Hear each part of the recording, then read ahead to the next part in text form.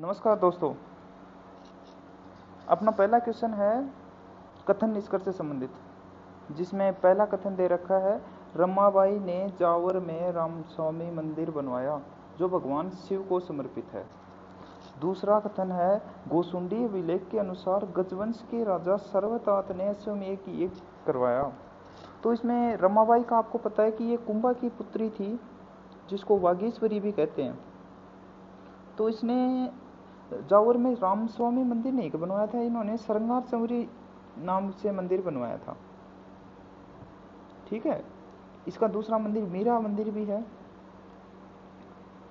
जो भगवान शिव को समर्पित नहीं है। ये एक वैवाहिक चौरी थी, वैवाहिक चौरी। अच्छा जी। दूसरा कथन अपने पढ़ा है कि कौशुंडी अभिलेख के अनुसार गजवंश के राजा सर्वतात ने इसमें यज्ञ करवाया। तो ये बात आपने बिल्कुल ठीक है। तो इसमें होगा कि पहला गलत है और दूसरा ठीक है, तो ये ऑप्शन नंबर 2 पे जाएगा। राइट आंसर इसका ऑप्शन नंबर 2। अच्छा जी। नेक्स्ट क्वेश्चन है, निम्नलिखित में से कौन सा कथन सही है? सही पूछा इसने। तो पहला है, गुग्गाजीरी पेड़ी। गुग्गाजी अपने लोक देवता हुए हैं, जिनके पिताजी जावर और माता बादशल जी थे।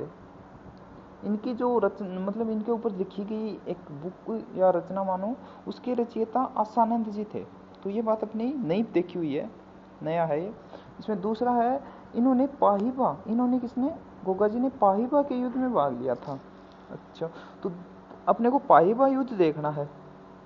पाहिबा युद्ध के लिए, पाहिबा युद्ध जैसे इसको पाहिबा साहिबा का युद्ध भी कहा जाता है। पाहिबा साहिबा का युद्ध, पाहिबा साहिबा का युद्ध 1542 में हुआ था, और ये मालदेव वर्सेस जेतसी के बीच हुआ था। इसमें मालदेव का सेनापति था कुंपा, और इसमें जेतसी वीरगति को प्राप्त हुआ था। तीसरी बात लिखिए, ये मालदेव के दरबारी कवि थे। तो गोगा जी नो डाउट लोक देवता बनने से पहले एक मालदेव के दरबार में दरबारी कवि रहे हैं। तो इस तरह से ये तीनों ही कथन ठीक हैं, जिसमें से दूसरा और तीसरे कथन अमूमन अपन पढ़ते रहते हैं, जबकि पहला कथन नया आया है, जो कि ग्रेजुएशन बीए सेकेंड ईयर की कल्चर की बुक से उठाया गया क्वेश्चन है। अभी तक अपन ने पाबू जी के बारे में पढ़ा है, पाबू जी के बारे में कि पाबू प्रकाश की जो रचना है वो आशिया मोड़ जी ने किया है, जबकि ये क्वेश्चन थोड़ा नया है। तो इसमें आप तीनों ही ठीक हैं, तो ये अपना हो जाएगा 1, 2 और 3, मतलब राइट आंसर ऑप्शन नंबर 3। अच्छा जी। अब जो अपना तीसरा प्रश्न है, वो है, वो मैच करने का है। तो इसमें सुमेलित करना है अपने को जगन्नाथ। पहला है जगन्नाथ राय प्रशस्ति, जो कि अपने को पता है। दूसरी है राज प्रशस्ति, जिसके बारे में भी अपन जानते हैं।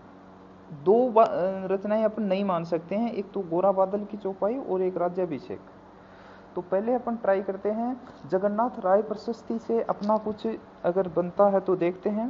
तो जगन्नाथ राय प्रशस्ति की रचना अपने कृष्ण भट्ट तेलंग ने की थी। कृष्ण भट्ट तेलंग ने, तेलंगी के बंगाली ब्राह्मण होते थे। अच्छा जी। तो इसमें ए में 3, तो ए में 2 में 3 है। अपना ये कंक्लूजन यहाँ से नहीं निकल पा रहा है। अब देखते हैं राज प्रशस्ति। राज प्रशस्ति की रचना की थी रणछोड़ भट्ट तेलंग, जो कि राजसमंद झील के किनारे है, सभी को पता है। तो दूसरा बी में ऑप्शन आ रहा है एक, जो कि सभी में है, तो ये इससे भी नहीं बैठेगा। करने का मतलब अपने से एग्जामिनर इन सी और डी में से चेक करना चाह रहा है। तो गोरा बादल की चौपाई देखते हैं। तो गोरा बादल की जो चौपाई है, ये अपनी हेमरतन सूरी द्वारा रचित है, हेमरतन सूरी। अच्छा, और जो राज्याभिषेक है, राज्याभिषेक जो रचना है, ये है अपनी चक्रपाणी मिश्र। एक्चुअली अब इसमें चक्रपाणी मिश्र को ही हाईलाइट किया गया है। चक्रपाणी मिश्र की अगर अपने रचनाएं याद हैं तो अपन इस क्वेश्चन को इजीली कर सकते हैं। चक्रपाणी मिश्र की इसके अलावा भी रचनाएं हैं, जैसे एक है विश्व वल्लभ और एक है मुहूर्त माला, और अगली है व्यवहार दर्श करके है कोई, व्यवहार दर्श। इससे आगे राज्याभिषेक राज्याभिषेक पद्धति, राज्याभिषेक पद्धति। तो इसमें पद्धति नाम खा गया, एक्चुअली ये नॉलेज चेक करना, यहाँ से उठा है ये क्वेश्चन। तो इसमें हो जाएगा ए में है 3 नंबर, तो बी और डी में से होगा कोई। फिर बी में है 1 नंबर, तो इससे नहीं निकल पा रहा। सी में है 4 नंबर, तो सी में 4 इसमें है, तो ये डी ऑप्शन अपना राइट हो जाएगा। अगला क्वेश्चन चलते हैं। अगले क्वेश्चन में भी वही कथन निष्कर्ष से संबंधित है कि जसवंत सिंह अपना मारवाड़ नरेश था, इसके बारे में सत्य कथन पूछे हैं। सत्य कथन, तो पहला कथन जो है वो ये है कि उसने धर्मत और खजवा के युद्धों में भाग लिया था। तो अब अपने को जब बता सकते हैं जब अपने को ये पता हो कि धर्मत का युद्ध कब और किस तरह से हुआ था और खजवा का युद्ध कब हुआ था। तो ये दोनों ही युद्धों का संबंध मुगलों से है। मुगलों में भी जैसे पहला है वो तो हुआ था शाहजहां के टाइम में, शाहजहां के टाइम में हुआ था, जिसमें उसने उसके पुत्रों ने जब उत्तराधिकार संघर्ष छेड़ दिया, तो ये शाही सेना और औरंगजेब के बीच में हुआ था, जिसमें शाही सेना का नेतृत्व जसवंत सिंह ने किया था। इस युद्ध में औरंगजेब विजयी रहा था और शाही सेना पराजित हो गई थी। अभी जब आगे दूसरा युद्ध देखते हैं, खजवा का युद्ध। खजवा का युद्ध में है शाह शुजा जो था वो औरंगजेब का भाई था। और औरंगजेब जब यहाँ से ये इस युद्ध में शाही सेना हार गई, तो जसवंत सिंह को लगा कि अभी नेक्स्ट बादशाह है किसी ज़माने में औरंगजेब ही बनेगा, तो इन्होंने पार्टी बदल ली और ये आके औरंगजेब के पक्ष में युद्ध करना शुरू कर दिया, जिससे ये औरंगजेब के विश्वास पात्र बने। आगे जाके इनको मतलब काफ़ी मतलब गवर्नर भी बनाया और इनको जागीरें भी दी। दूसरा है औरंगजेब को काबुल का गवर्नर बनाया। तो ये बात नो डाउट इससे अपने को पता चल रही है कि औरंगजेब के पक्ष में जसवंत सिंह आ गया था तो बना दिया है। अच्छा, काबुल के जमरूद में थाना में इनकी मृत्यु हुई थी। तो ये आपको जसवंत सिंह पढ़े तो पता ही होगा कि जमरूद में काबुल जो पड़ता है भाई, काबुल में जो जमरूद जगह पड़ती है वहाँ पे जसवंत सिंह अपनी मतलब ड्यूटी टाइम में ही एक्सपायर हो गया था। तो इस तरह से ये तीनों ही क्वेश्चन ऑप्शन ठीक हैं, तो इसका आंसर हो जाएगा ऑप्शन डी। अच्छा जी, अब अगला क्वेश्चन है क्वेश्चन नंबर 5 की मारवाड़ की पन्यादाई। मेवाड़ की पन्यादाई तो नो डाउट पन्यादाई ही है। मारवाड़ की पन्यादाई गोराधाय को बोला गया है। गोराधाय को क्यों बोला गया है? क्योंकि इन्होंने अजीत सिंह, मारवाड़ राजकुमार जो जसवंत सिंह का पुत्र था अजीत सिंह, इनकी रक्षा औरंगजेब से की थी। औरंगजेब इसको मुसलमान बनाना चाहता था, तो धाय, गोरा धाय और दुर्गादास ने मिलकर अजीत सिंह को बचाया था औरंगजेब से। अच्छा जी, तो इसका डी ऑप्शन हो जाएगा। अब अगला क्वेश्चन है वो भी यही है कि इसमें करेक्ट देखना है कि ठीक कौन सा है।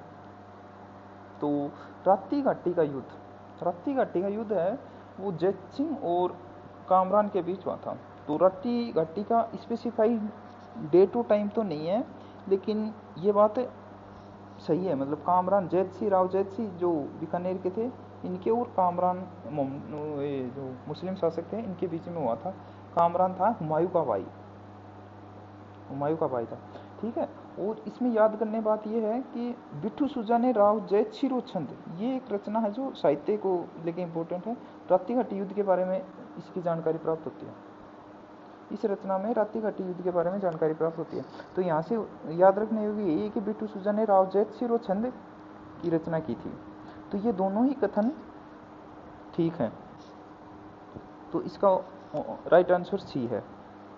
अब अगला क्वेश्चन नंबर 7 है, जिसमें अपने को पूछा गया है कि 1818 ईस्वी में अंग्रेजों के साथ संधियों के दौरान संधिकर्ता राज्य और संधि के समय शासक में निम्नलिखित कौन सा जोड़ा असंगत पूछा है।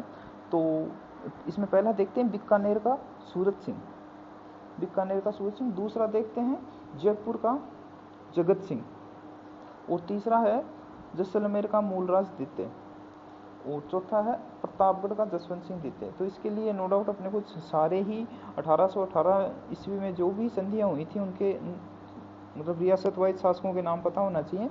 तो इसमें जैसे पहला है तो इसमें 9 मार्च को हो गई थी, 9 मार्च 1818 को बीकानेर के सूरत सिंह के साथ संधि हुई थी।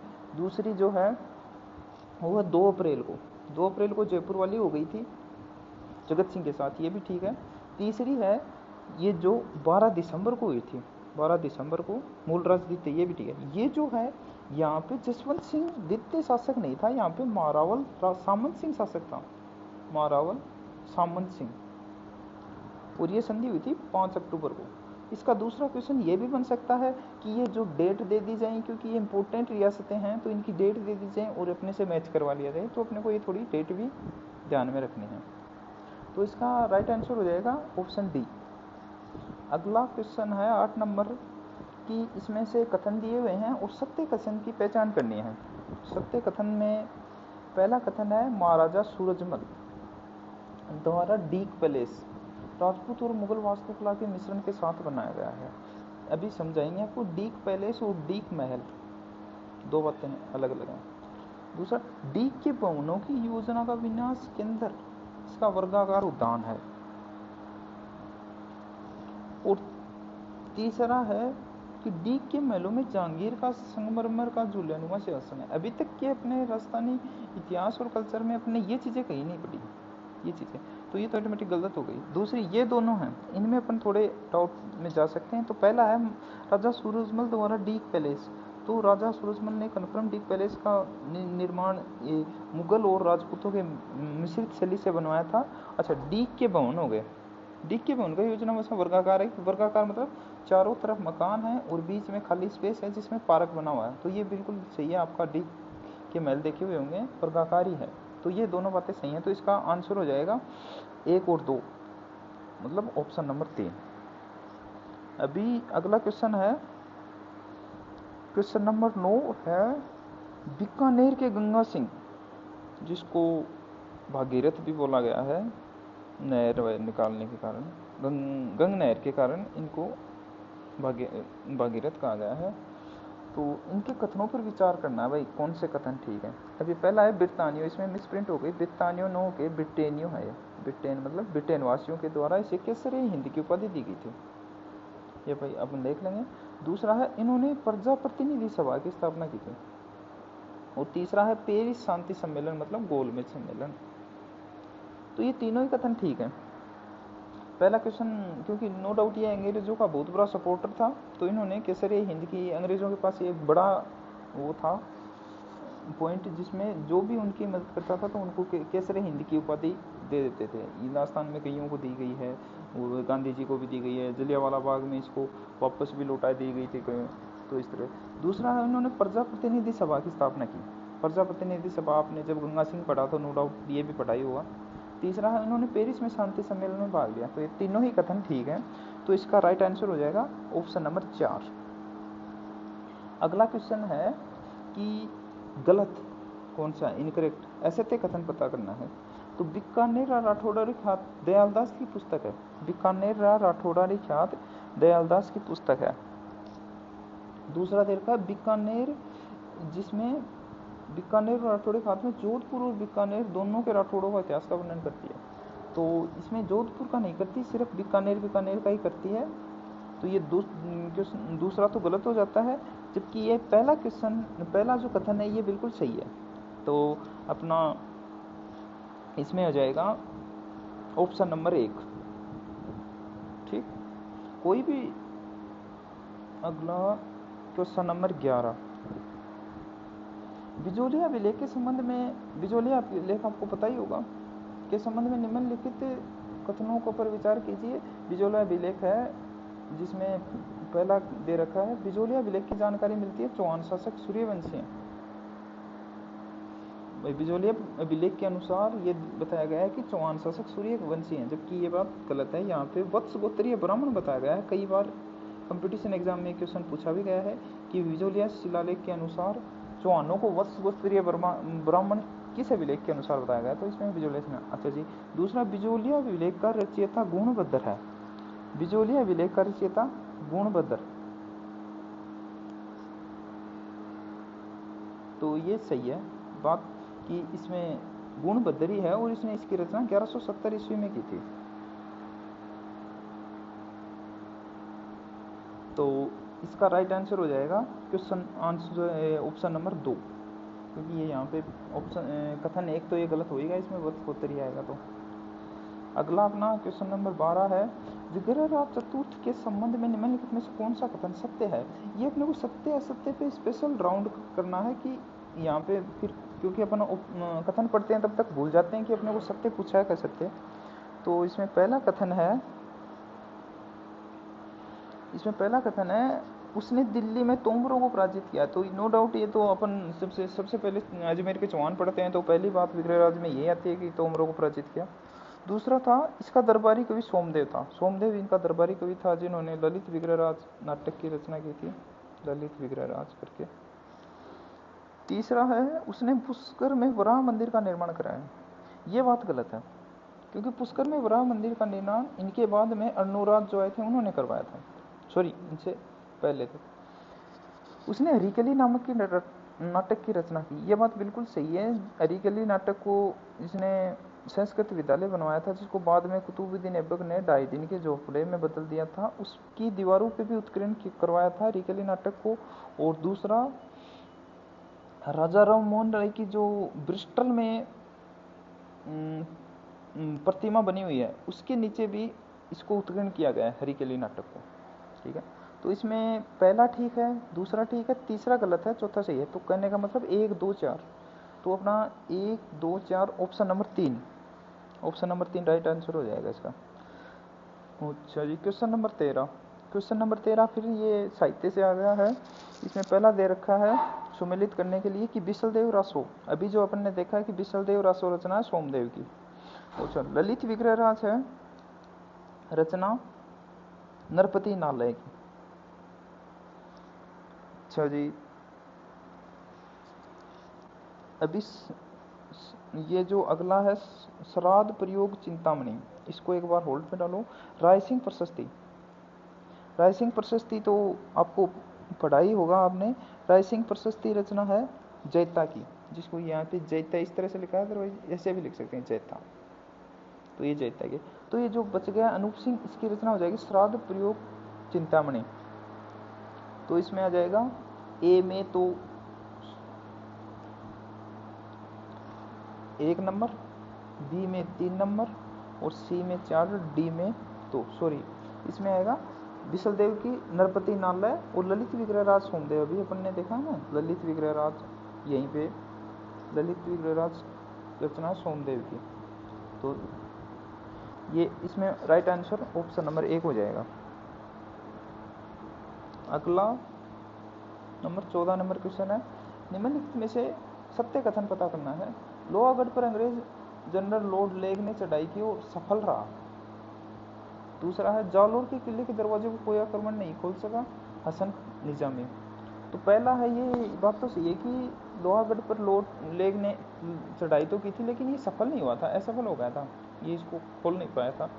दूसरा जालोर में, ये बात बिल्कुल सही है। तो इसमें राइट आंसर हो जाएगा आंसर नंबर 2।